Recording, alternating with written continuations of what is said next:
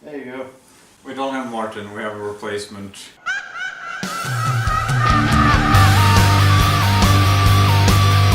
Hello everyone! We actually watched 2 movies again because I figured it'd been a long time since we did a double feature.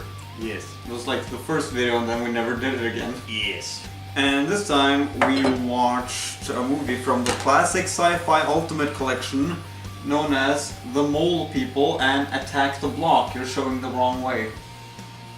I knew that.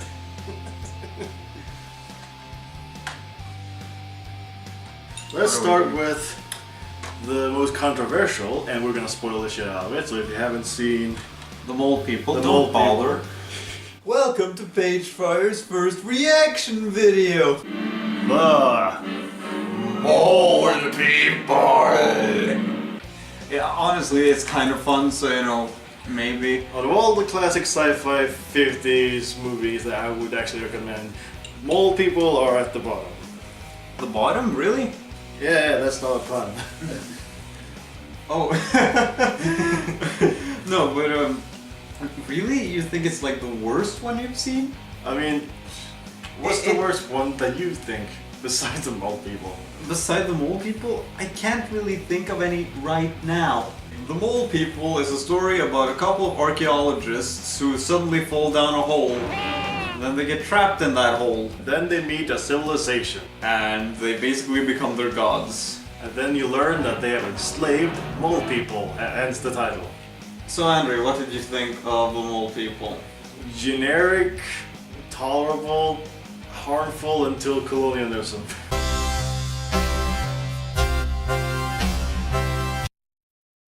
The movie is basically pro-colonialism, which is really weird because it's also anti-slavery, which is what colonialism basically is. Yeah. It's just more subtle.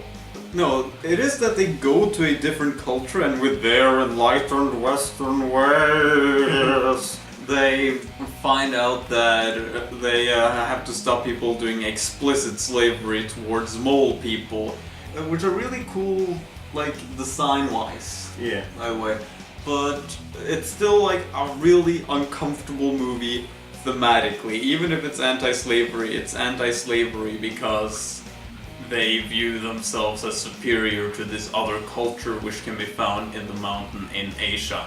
And this movie came out in the 50s. 56. And, 56.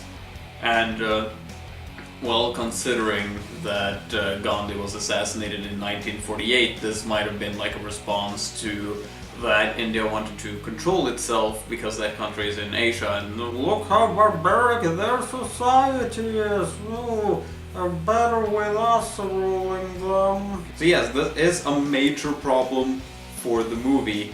I don't hate it though. It's kind of harmful. Yeah, it's harmful in that regard, but it's like, I have a couple of soft spots for it. First off, the matte paintings are like, while they're obvious, they're really cool looking. This looks like a shopping mall. Now if you want to hang out here, you have to spend at least $15. Yeah, by the way, most of these like old 50s movies, they have to have a guy explaining something before the actual movie starts. Because it makes no sense. For I think if you will study this picture and think about it, when it's over, you'll realize that this is something more than just a story told. It's a fable with a meaning and a significance for you. Thank you for telling people how movies work. So they have this guy explaining like how our planet works, and then Not really, he explains old theories that are terribly outdated, like, hey, maybe up is into the earth, and outside the earth is under us. So if we dug too deeply, we'd be launched into an unknown oblivion. And that tries to find answers to things that we can't understand. This was actually by Karl Neupert in Germany in the 1920s. He again imagined that we're living on the inside rather than the outside of the globe. what? You know, how long have we known that we are not living on the inside of the globe? You know what? I actually want this conspiracy theory to be more popular than Flat Earth. We're not on the outside of the Earth, we're on the inside. It's kind of like backwards Hollow Earth theory, but And I like it. I wish that was like the mainstream thing. Like instead of we live on a ball, we live inside the ball. Space is just a giant ball we look at. And the sun and the moon are just tiny blips. Which makes no sense whatsoever. I want a CA cult to form around this dumb joke, and they have to fight the flat earthers. And they're like, you think you have evidence, we have evidence, you just have to dig We down. have evidence, look! Look at our evidence! The intro to this 1956 movie explains everything. Let's talk about the scientists. The scientists? They have names, I think. Two of them. That's fair. Like, it's a bad sign when the only one I can remember was called Adele, but in the subtitles she's called Adad because... There's no help there, Jed. Thank you, Adele. Thank you, Adele. Thank you, Adele. Adele. Because the end credits misspelled the name of the character. So how you can do that badly, I wonder, but I am incredibly fond of someone named Adad, so that's what I have referred to her as. But that's not a scientist, that's a girl they rescue. Yeah, okay. I was talking about the scientists, yeah. I'm just talking about how unmemorable they are. Yeah, there's 5, 2 of them die, and then you're left with a guy with a flashlight, a guy without a flashlight, and the foreign guy. And the foreign guy is, of course, the guy that dies because... Like, they keep teasing that he's gonna die. They tease it like 3 times. Yeah, get lost again, they find him, he gets lost at the end, this time he dies. How many times are they gonna set up that they're gonna kill a forest before they actually do it?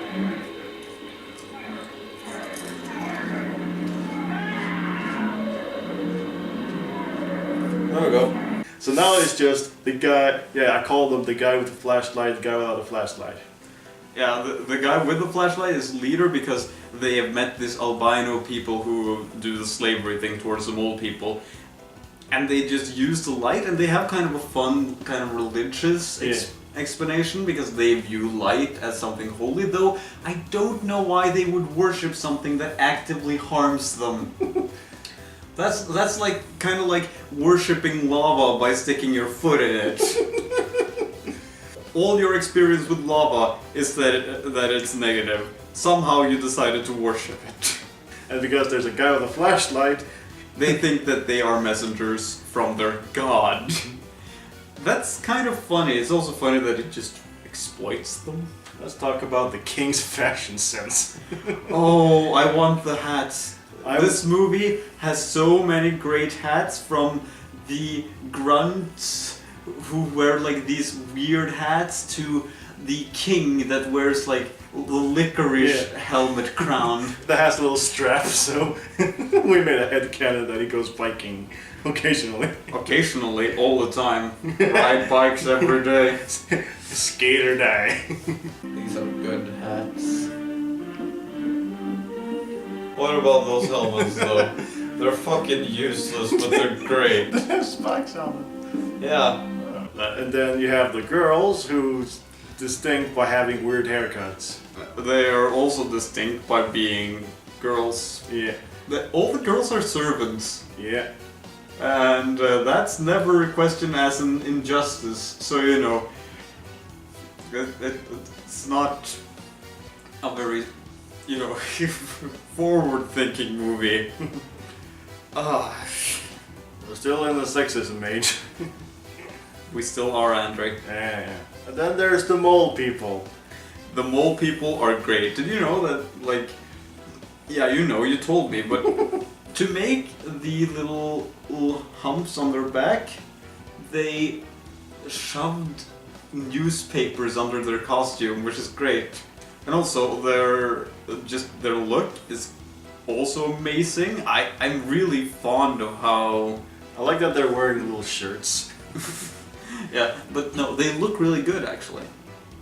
And of course the movie ends with a rebellion of the mole people towards the albino people because the albino people have treated them badly.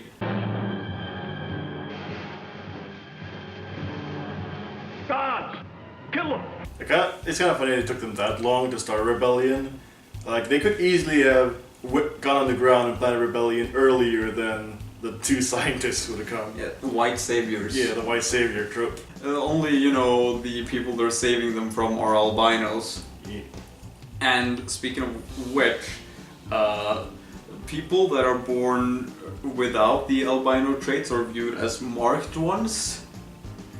And they are a second class of people, so it's like what this movie perceives as the good, the normal, is the people that are being oppressed.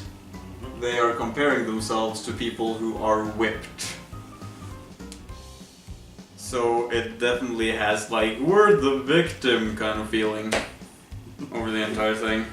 And there's like a weird ending where this girl who is not an albino gets pulled out, and the original ending was that she was going to be going to marry the guy, but they were so afraid of an interracial relationship, which, you know, they're both white, that they decided to cut it from the movie and just kill her at the end, just suddenly. Like, god damn it, Dad, you've used 5 minutes in the real world and now you're dead. Granted, that death scene is hilarious. She gets a fucking giant pillow thrown on her, then she lives for like a few seconds, and then... A big chunk of the movie is just like, look at these people building this relationship, and then she dies at the end. That's great. One character we forgot to talk about, the priest.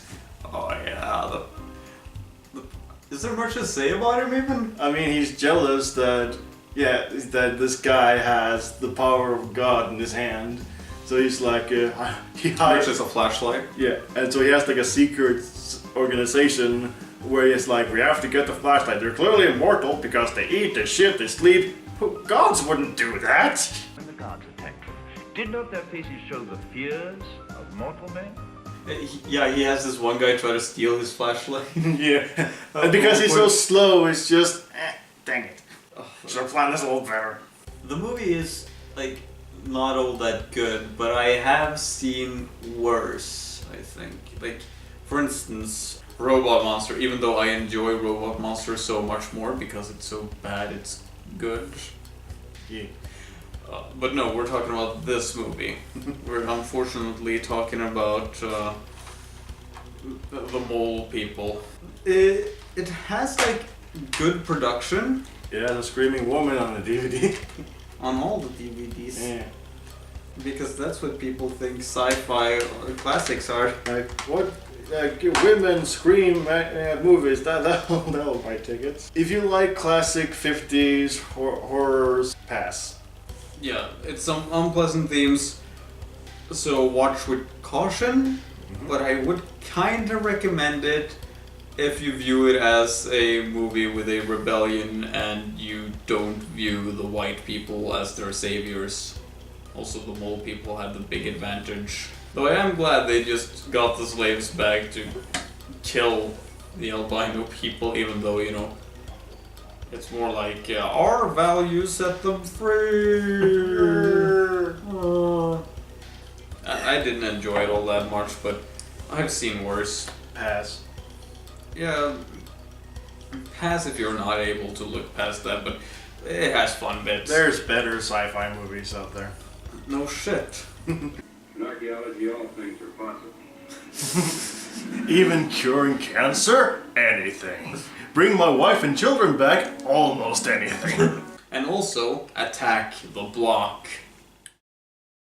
Hey look, this DVD is a block. Oh no, it's been attacked. We watched Attack the Block. Attack the Block is great, actually. Like, this is not us talking about like a movie that is so bad that it's good. No. Really good. Attack the Block is genuinely something I would put on again. Yeah, this is like the best modern sci-fi movie. Best? I don't know, but one of the better ones, definitely. And we will not We will not be this one. spoiling the movie. This is one of those you have to watch it. We deeply recommend you go out and watch it. Attack the Block is the story of some inner city kids from London mugging a woman, but then getting interrupted by something falling out of the sky. And they follow this creature and kill it, only to discover later that more aliens are coming. So they have to defend themselves as they get swarmed. I think we already explored that, hey, we really like this movie. It's super good. It stars the guy that plays Finn. John Boyega. John Boyega, yeah, he plays Finn in Star Wars, and this movie is way better than any Star Wars film combined. First of all, he's British, so you get a really thick British accent. Actually, the guy that made the movie researched how kids talked in that area. Nice. So it has this authenticity in how they speak as well. It is super fun, actually. Lad, if it's a proper paper, then people will believe it. Our tabloids pay more money, bruv. Can't call the paper, FBI will confiscate your offer. The creatures also super cool. It's like the most unique modern creature designs and that it's also, works with a limited budget. Yeah, it's also super it's simple but very effective. They only used CGI where necessary, and they only used it to enhance the monsters a little bit. There's a lot of puppetry actually in this movie. Reading the IMDb a little bit, it was like it talked so highly of it, and the people were like saying it's so cool to have something to act against and react to instead of just having a monster that is not supposed to be there. And it's like, no shit. Yeah. Could you please shut up about this? We know you're talking to movie nerds, but the acting all around I found incredibly believable. And this movie is also great at building character, by the way. The characters start horrible, but through the movie you actually start to like them more and more. Like, they start by robbing someone. How do you get away from that first impression? Well, it's very simple actually. I think it effectively shows that you should care about them by showing how their family lives are. Suddenly you meet their family as they're getting weapons to fight more aliens because they're cocky and think they can take them on. And you get little bits of character. Also, everything is kind of set up and paid off. Yeah. Okay, I know, like, oh, I want to jump over this little thing. And then later, he does. He does, and like, there's a really cool twist to why the aliens are killing them, and it's set up so subtly. It's not like a plot twist you can get or guess. It's just, it adds a new layer to the movie and makes it rewatchable, so that you can just go, oh, that's how they did that. And that's, again, something I really appreciate. So a really good movie with really good characters, really good acting, really good moments, really good effect. It's good. Also, the theme is great because according to what I read on IMDb, it was written by a guy who just got mugged. And then he began researching how their lives were. And figured out, like, hey, basically like the song, Thatcher fucked the kids. It explores the lower classes of people and how they don't exactly want to do it, because when the writer got robbed, he saw that they were as scared as he was, so he started to research how their lives were and suddenly realized that, yeah, they don't do this out of malice, they do it because they have to. Which, again, is very well illustrated by the main kid, but that's more of a spoiler. Yeah, I guess. So I won't go into that. The movie really shows that we shouldn't judge someone based completely on what decisions they do and what kind of social standing they are, because there can be very good reasons for why they do certain things. Especially minorities. One of my favorite parts of this movie actually is that the woman in the movie, she wants to call the cops, but they point out, no, we'll just get arrested and we'll get the blame for all those cops dying. That's one of my favorite moments in this movie. because it really shows the cops being discriminatory. So, to sum up, the Mole People tries to be progressive by showing that you shouldn't be advertising slavery, or shouldn't be advancing slavery, but doesn't take responsibility for it themselves. Whereas Attack the Block is about how people are forced into doing negative things but can still be heroes. And speaking of heroes, the fucking soundtrack to Attack the Block.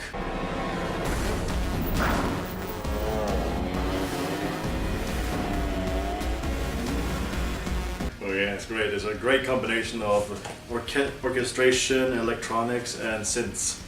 Yeah, The last two were kind of like in the same category. Music. What even is it? the movie is just really good. Like, if you can get a chance to watch Attack the Block, Do. Seriously do it. It has my high recommendation for anyone who's into sci-fi, social justice, and just so good. Oh, Andri, What do you think? what do you think, Martin? He agrees.